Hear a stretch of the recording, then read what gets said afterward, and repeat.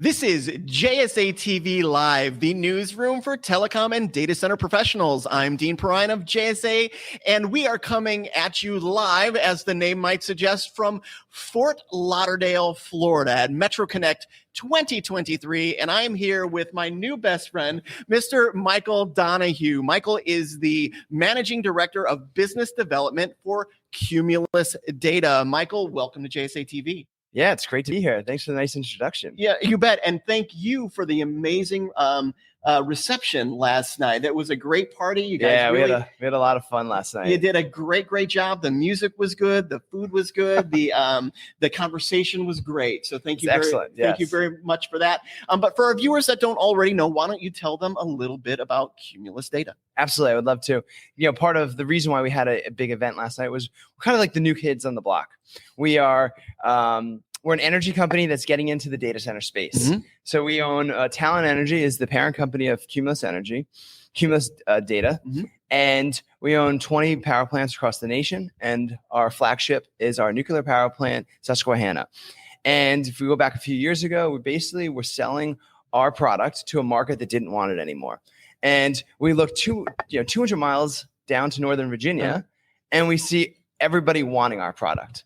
And so what we try to figure out is, well, how do we move our product to where everybody wants it? So we said, why don't we just go build a data center directly connected to our nuclear power plant, which is carbon-free, reliable, and extremely low cost.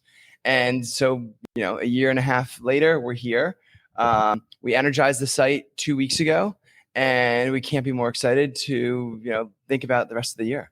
Yeah, I love it. And you and I kind of got into this a little bit last night. I was thinking that, we used to 10, 20 years ago, think about data centers as, space and power and things like that. But that power piece has really come back into the spotlight because with sustainable energy being a big focus, you can't really provide that power for the long term without thinking environmentally. And that's exactly what you folks are doing, and that's exactly right. What, JSA has been talking about here now for many months, many years, actually.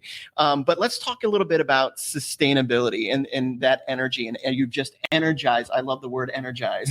You just energize your data center. But let's talk a little bit about that energy and as it relates to your sustainability efforts. What can you tell us about that? For sure. So the data center industry in general, I think, has done a tremendous job at trying to, be the point of the spear in driving the climate agenda across the world. Yeah. And everybody's gone out and put these ambitious targets to, buy all these raw offsets and whatnot to offset the power usage in the data center. Mm-hmm. And, I think that is an extremely noble first step. But what we found is that people are buying offsets from Texas to offset Virginia and in different places where their power really directly isn't. Yeah. And again, great first step, but we want to take it to the next level. And what we're trying to do is actually provide clean electrons directly into the data center. And so by putting our data center directly connected to our nuclear power facility, those are clean, carbon-free electrons powering our data center. We think of our solution not as, if or then or binary, mm-hmm. but it's, just the next step in the evolution of data centers. We think that, we're going to be the first of a trend of people moving their load closer to where the generation is, mm-hmm. Closer to maybe where wind and power is, a lot closer to nuclear. No, I love it. I mean, when we talk about the edge, often we're talking about putting that data center as close to kind of the end user, mm-hmm. kind of that data process. But we're also, with this model, we're getting it as close to the power source as humanly possible too. Exactly. There's efficiencies there as well. This to me feels like the future of data center power and sustainability within the industry. So it definitely is. And I think that to give a little plug on nuclear, one of the things that people don't realize is that over the life cycle of the power generating facility, nuclear actually has the lowest greenhouse gases, mm-hmm. Lower than wind, lower than solar. We're building wind and solar. We love wind and solar. Yes. But I think we have to make sure that we help elevate all the pieces of the equation so that we can get to net zero as quick as possible.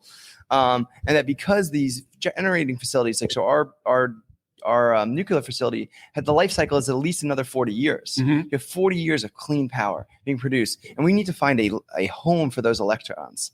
And like, if we think about what is the best industry out there that wants to pay for those clean electrons, that is going to be around for the next 40 years. That's another key piece. Yeah. What industry is going to be around for the next 40 years? Data centers will definitely be. Yeah. I mean, how do you feel about including nuclear power as part of your ESG plan? That sounds like a really good idea to me. For sure. So speaking of the future, and I feel like we can talk, another 3 hours about this, but we don't have that kind of time. But so speaking of the future, why don't you tell our viewers a little bit about what the future holds, or what you believe the future holds for Cumulus Data? No, absolutely. So in 2023, I think our primary goal is to get a customer in the first building. We built a 48 megawatt shell, and we have the ability to scale up to about 1,000 megawatts on our campus. So we have to start small, get our customer in the first building, and then we'll think about expanding. Complete phase 1 and into phase 2 and 3. I love it. And hopefully there's many, many phases for you and your future customers to come. So thank you very much for being here. We appreciate it. Excellent. Thank you very much. You got it. And thank you, viewers, for watching JSA TV. We'll see you soon.